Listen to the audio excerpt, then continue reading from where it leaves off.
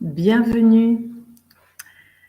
Je reviens vers vous pour une nouvelle bulle de conscience.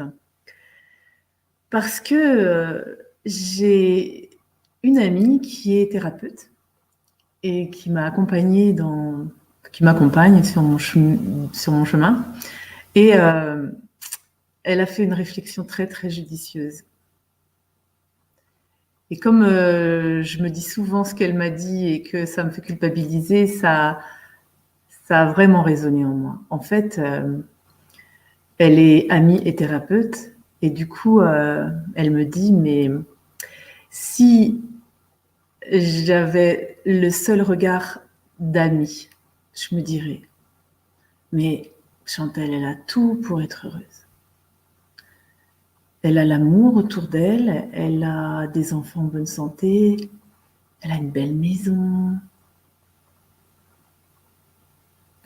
elle est une belle femme, elle a tout pour être heureuse.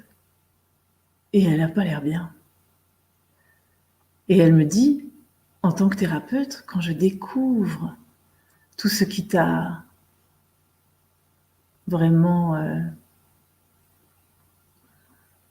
étouffé, sclérosé,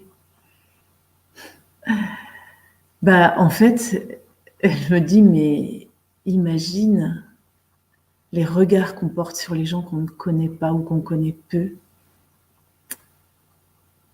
On les juge par rapport à ce qui se voit, mais ce qu'il y a à l'intérieur d'eux, on est incapable de le savoir.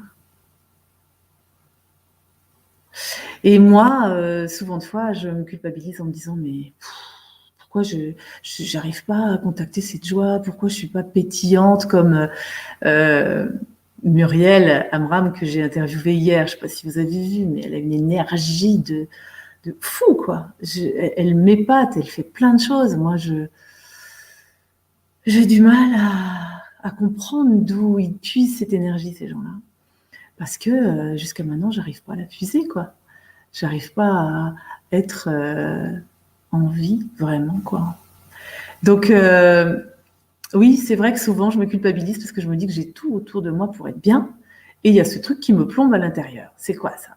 Et je crois que j'ai encore des couches, j'en ai enlevé, mais il m'en reste encore, la preuve, parce que cette étincelle-là qui me ferait bondir, et j'ai encore des peurs, je sens bien, eh bien, c'est long, c'est lourd, etc.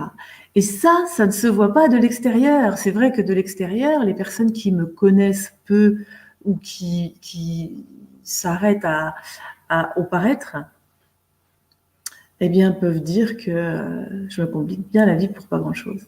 Sauf que, au fond de moi, il y a vraiment ce que je découvre. Hein.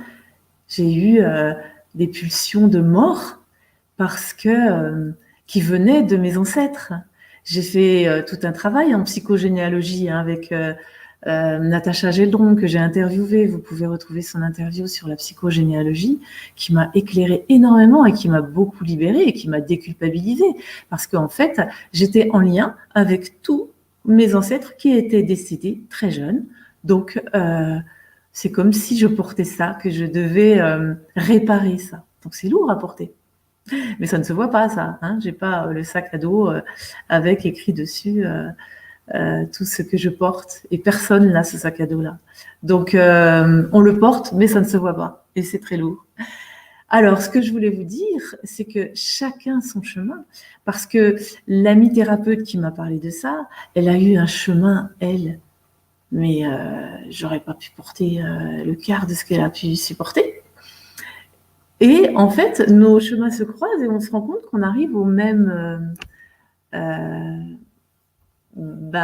tournant d'acceptation, de résilience, etc. Mais si on regarde les deux histoires, il y en a une qui semble beaucoup plus lourde que l'autre. Et en fait, ça se manifeste différemment dans la vie. Elle avait cette étincelle, cette pulsion de vie qui a fait qu'elle a rebondi. Moi, même si comme ça semble pas si lourd, c'était hyper plombé parce que je portais les bagages des ancêtres et puis pour ceux qui y croient, mais moi j'y crois dur comme fer, aux vies antérieures parce que j'ai aussi exploré ça. Et je me rends compte que c'était très très lourd. Donc pour que je réussisse à atteindre ma mission de vie, je crois que il y a plein de douceur qui s'est mis pour que j'y arrive, parce que sinon je crois que j'aurais pas réussi avec tout ce qui me plombait déjà à l'arrivée. Voilà. Donc surtout ne pas juger, chacun son histoire, chacun son chemin, ne pas s'arrêter juste à ce qui se voit parce qu'on ne sait pas ce qui est à l'intérieur des gens. Et ça, c'est une belle leçon.